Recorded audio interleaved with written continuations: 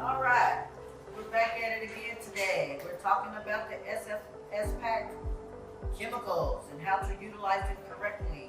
So we're going to start with Patricia Sartini here. She's your coordinator trainer, and she's going to be discussing some of these products with you. Alright, so first we're going to talk about the two that we use the most. Well, the great ones probably the one we use the most, right? This is your sanitizer. You need this every day. You need to prepare your sanitizer bucket first thing in the morning when you come to work. You want to make sure that you sanitize all the station and the tables before you start working, because you never know what happened overnight. So you want to clean and sanitize all your surfaces before you start work. Forget our little friends. Yes, go on then. So, first thing you need is your sanitizer bucket and your pump. But how does the pump work? How do you mix this? Do you know the difference between the pump and the spray? So, when you look at the bottles, you can probably tell by the pictures that this one is different than this one. First thing you need to do is mix the pump.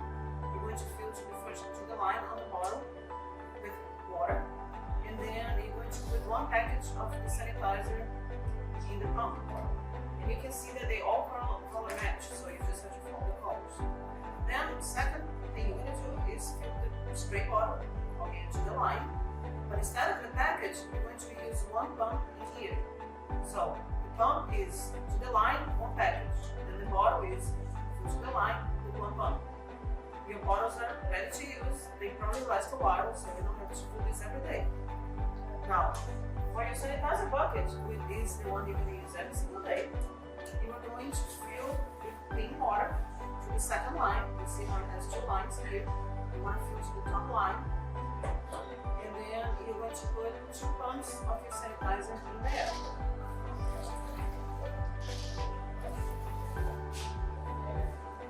Then you need to test your concentration. How do you do this? Test strips. Test strips. And I have them always in. So you just put them in a piece. Just holding them for 10 seconds.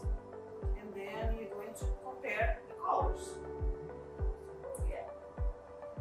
We're on 350 ppm. So that's perfect. You need anything in between 200 and 400 is good to go. You don't have to worry about it. Okay. Next step is one that a lot of people miss. You cannot just grab a dry towel and put it in here. The towel is going to soak up the chemicals and it's going to change the concentration. So what you want to do is you're going to your 3-compartment sink. Hopefully it's already set up.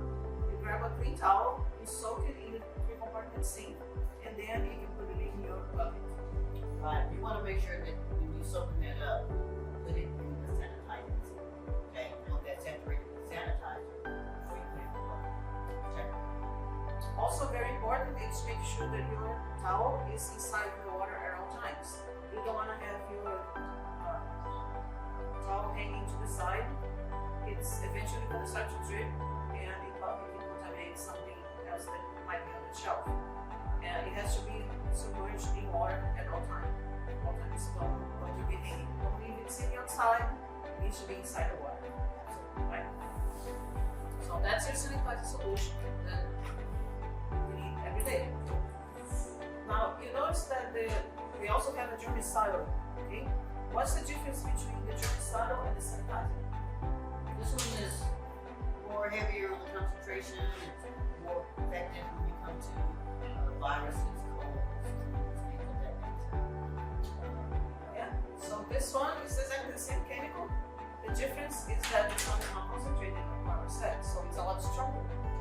So we don't need to test this one because it's always going to be over 400, so don't worry about that. The process to mix is exactly the same. You're going to fill it to the line with water. Then you're going to put one package of the red germicidal in here. And then for the spray bottle, you fill it to the line, to the bottom line, it's here, with water, and then you put one pump in here. Okay? When you look at the colors on the germicidal, you can see how they are different. So this one is a bright red, much lighter. This one is a light pink. If for some reason you go use your germicidal and you notice that they're the same color, it's not mixed correctly. So you have to pretty much dump this one and this one. You're not supposed to just use this, just fill this one with this. No, you need to fill this a little bit more because, like we said, this is very strong. So we don't need on this. Now, when do we use the sanitizer or the germicidal? Okay. So all your food contact surfaces, you're gonna use the sanitizer. You don't want to have something very strong that could contaminate food process. So tables, utensils, plastic pans, anything that comes in contact with food, you're going to use the gray one. And it's very important also to let it air dry. Okay? Because if you wipe it down with a towel or a paper towel, you're just contaminating it again. Now the germicidal is a little bit different. You can only use this on non-food contact surfaces. So what does that mean? High traffic areas. Yes. So any of the areas that the kids touch everything, that's where you're going to use the germicidal. It works a lot faster also. This one you have to let it sit for at least 30 seconds. This one works much faster. Okay? So you can use this on doorknobs, on doorknobs, windows, drains. Sometimes we use this to eliminate some of the bad smell that comes from our drains. And on the other side of the serving line, not when we're preparing the serving food, but where the kids come in. On the glass, this is your glass, you can use this one. It's very important also to not spray this on the serving line while you have food there. Right? You don't want to risk of this spraying over the food. So what we're going to do is you're going to have your dry towel, you spray on your towel, and then you wipe down your surfaces. Okay? Always on the other side of the serving line. If you're doing this at the end of the day, you could spray the glass and wipe it down as long as there's no food on the line anymore. You don't want to spray this close to any food at all. Okay? So that's your sanitizer, germicidals. Now we're going to talk about all the soaps and everything else that we use every day also. Okay, let's start with our pot and pan detergent. Okay, as you see, this is purple. All right, I like purple. Same as Patricia said, they all have fill lines. They all have directions on the back of the bottle, so you want to make sure you fill in your bottle up with cool water. One packet of the purple detergent soap. You'll also use this in your soap sink. So you fill your sink up to the appropriate line, and then you put one packet in. They use this one to pre-scrub on pots and pans or grease or anything like that they want to clean before they wash. So it's like pre-scrub. But that's what that's for, pot pans. This one here is our degreaser. It's in orange. I really like the orange. Yes. So it also has instructions on the back. The degreaser, put your cold water in. Always put your cold water in first, because if you don't, you put the chemical in first and then your cold water, it's going to foam up and never get it right. Okay? So always put your water in first, fill it to the line, one packet of your degreaser. With this degreaser, we use this basically on ovens. If we have burn spots or grease spots in there, we want to get that cleaned off. Also on pans, now we put bacon for our baked potatoes. We get grease on those. It'll help to move that grease up and bring it up to us. Hamburger patties, they also sometimes have a lot of grease, so you can spray that waxy for a little bit before scrubbing them. Right. Yeah. And it helps breaks that up, make it easy for us to wash. Okay. So that's what we use those for. We're going to come down to the green. This is all-purpose. All-purpose is just what it is. All-purpose. Okay. Green. I like green too. Okay. Again, directions on the back. Fill it with water on the line. One packet of all-purpose. Okay. What we use this for is we come in and we use it as our soap and water. What we want to do, use this for our tables. We can spray our tables down with the all-purpose. Take a towel, kind of wipe it down, get it clean. And then we want to come back through with some clean rinse water in a bucket. Go back over with rinse water. And then also, we can actually use our spray bottle of sanitizer, or we can use our bucket sanitizer if you don't want to spray. So if you sprayed it, you can spray, right, and then let it air dry, or you can take the sanitizing bucket. Most people do it that way, and go over the table with the sanitizer bucket. Want it to air dry before we put anything on it on our tables. Another thing for the Green one, you can also use for our mop buckets. absolutely hot buckets. We do have one. Right. So the mop buckets, you just put that water, and you're going to put one package of the green all-purpose soap in there. And that's it. You're ready to go right from the kitchen at the end of the day.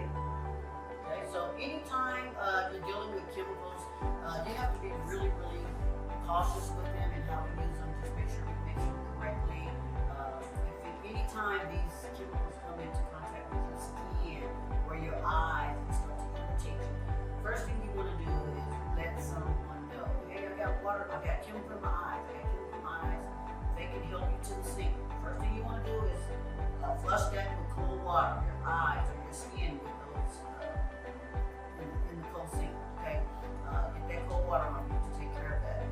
You also, if it's okay, you want just make sure that's taken care of. But if it continues to irritate your skin or continue to irritate your eyes or your skin starts to blow up or anything like that, you want to go see your nurse.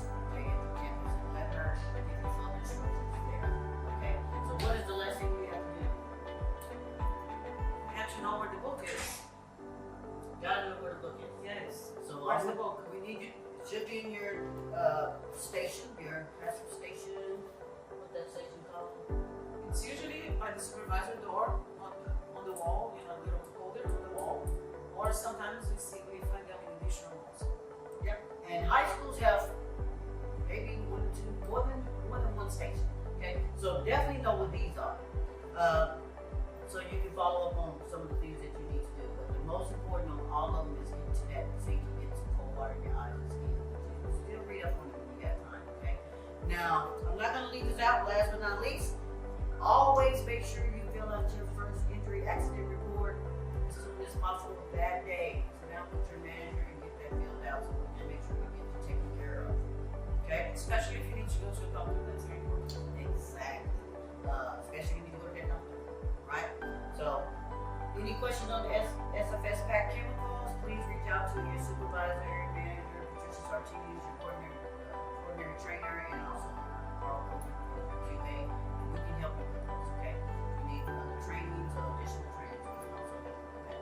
This is pretty easy. They got it made color coded. You got your lines. You definitely have your instructions on the back. Okay? So anytime you use your sanitizer, you do have hazard points for the sanitizer, so make sure you report that so we know that trust. Okay? Okay, so anything else, Patricia? The hazards are important. It's very important to record the concentration, but also what the recommendation was that anytime the sanitizer bucket is dirty, you have food particles in there or grease or anything there, you have to change your sanitizer bucket, change the water, make it a nominal of the sanitizer, dilution, and then use a clean towel. You don't want to wipe down tables when your sanitizer is full. Yeah, that's it. We definitely don't want that. Okay? So, I think we did. All right, successful. So make sure that, like we said, read your instructions, follow directions. If you need any help, reach out for that help that you need, and we can get that to you as soon as possible. Also, we hope you learned something from SFS Packet. It's a great product. It works if you use it correctly. Okay, so bye. Okay, bye.